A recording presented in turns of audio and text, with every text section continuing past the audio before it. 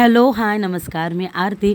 तुम्हाला तर माहितीच असेल आणि माहिती नसेल तर काही दिवसापासून माझ्या पोस्टमधून आणि व्हिडिओजमधून तुम्हाला कळालं असेल की मी उकडीच्या मोदकांची ऑर्डर घेते आणि त्याचबरोबर चॉकलेटच्या मोदकांची सुद्धा मी ऑर्डर घेते. पण यावर्षी मला उकडीच्या मोदकांची भरपूर ऑर्डर आली. उकडीचे मोदक बनवणे ही काही साधी गोष्ट नाही आहे. त्यामागे खूप मोठी मेहनत आहे. मोदकाच्या आतलं सारण एकदम व्यवस्थित आणि परफेक्टच बनलं गेलं पाहिजे. पिठाची उकड चांगली निघाली पाहिजे. पीठ मळूनसुद्धा चांगलं घेतलं पाहिजे. एवढंच नाही तर पारीसुद्धा नीट लाटली गेली पाहिजे आणि मोदकाच्या ज्या पाकळ्या आहेत त्यासुद्धा एक समान वळल्या गेल्या पाहिजे, तरच मोदक दिसायलाही खूप छान दिसतो.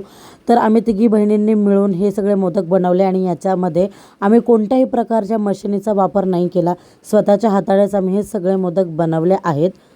तर आज आहे अनंत चतुर्थी आणि गणपतीचा सगळ्यात शेवटचा दिवस म्हणजे 10वा दिवस आणि आज गणपती जात आहे.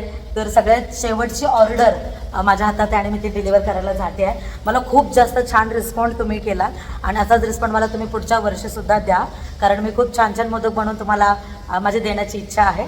तर ही लास्ट ऑर्डर मी द्यायला जाते. तर गणपतीचे 8-10 दिवस कसे गेले कळलंच नाही आणि आम्हालासुद्धा उकडीचं मोदक बनवताना खूप मजा येत होती.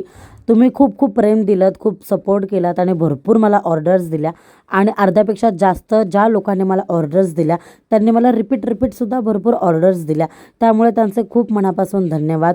तुम्हाला माझा हा मोदकांची स्टोरी असलेला व्लॉग आवडला असेल तर नक्कीच मला इंस्टाग्रामला फॉलो करा. भेटूया माझ्या पुढच्या व्लॉगमध्ये. तोपर्यंत थँक्यू सो मच. बाय.